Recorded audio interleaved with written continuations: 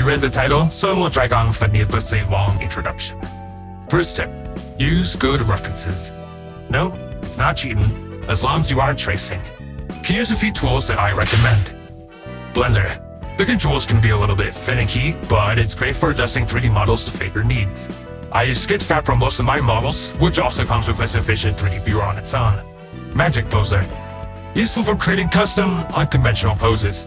Offers both anime and realistic models. Trousseau.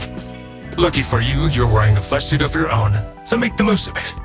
You'll notice that all these things have something in common. They're all 3D, which brings us to our next point. Basic perspective. Even in 2D, you can't escape 3D. Most things can be broken into basic geometric shapes. In particular, it's important to study the cube, cylinder, sphere, and the spinball shape of all mass. I recommend drawing these shapes with incremental angle changes to understand how perspective alters its form. When translating geometric shapes into a proper sketch, it's all cool to mark different sides with proportions. Unfortunately, our human bodies are quite complex and varied, which brings us to... It's a bitter pill to swallow, but anatomy's crucial. Luckily, anime tends to simplify complex facial features. But if you're aiming for hyperrealism, good luck. You'll need it. First up, hair and forehead. Larger than you think, especially in anime. Forget that and your character look fresh out of the lobotomizer. So, don't forget the forehead. Leave empty space between the hairline and the eyes. The hair should generate from one point atop the head, and should be drawn in bunches, not as individual strands. These bunches can defy gravity in typical anime fashion, but make sure the majority of the hair follows the contour of the head. Speaking of which, head and facial features. The eye sockets sit below the brow ridge, almost sinking into the face. Although this isn't too visible head-on, this should be accounted for when drawing at an angle. The tops of the ears should roughly be at the same level as the brow line, and the bottom should end around the nose.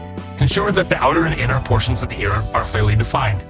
When creating the nose and chin, imagine a dividing line running through the middle of the face. This is where the nose and the chin should be drawn. The nose can sometimes be drawn as a simple line or a dot head-on, but don't make it a habit. Practice side profiles and other extreme angles to get a grasp on the nose's unique structure. Draw a small line underneath the main portions of the mouth to represent the lower lip. This is because the lower lip is usually larger than the upper lip. The neck should be roughly the same size as your character's fully open mouth, maybe a little larger for guys. Note that the neck doesn't sit underneath the middle of the head, but rather towards the back. For those of you braving the world of realism, I recommend looking at the face's topology to study its varying depths and curves. Preferences are your best friend. To finish things off, here's a lightning round of miscellaneous advice I couldn't sort into proper categories. Flip the canvas frequently to spot biases and asymmetries. Use curved lines when drawing human anatomy. Avoid stretchy lines by doing one smooth stroke for each line. Finalize a rough sketch before doing line art. Break down art styles you enjoy into base components, then try to replicate them.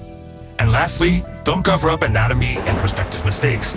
Fail often so you can succeed soon. Art is really hard. Looking at my past art pieces makes me want to gouge my eyes out with a rusty screwdriver. Even now, I'm not satisfied with my art, and I'm frustrated that I can't perform at a higher level. So, let's do our best, you and me. If there's anyone here at all, feel free to leave any questions you have down below. I'll do my best to answer you. Thanks for watching, and best of luck on your art journey.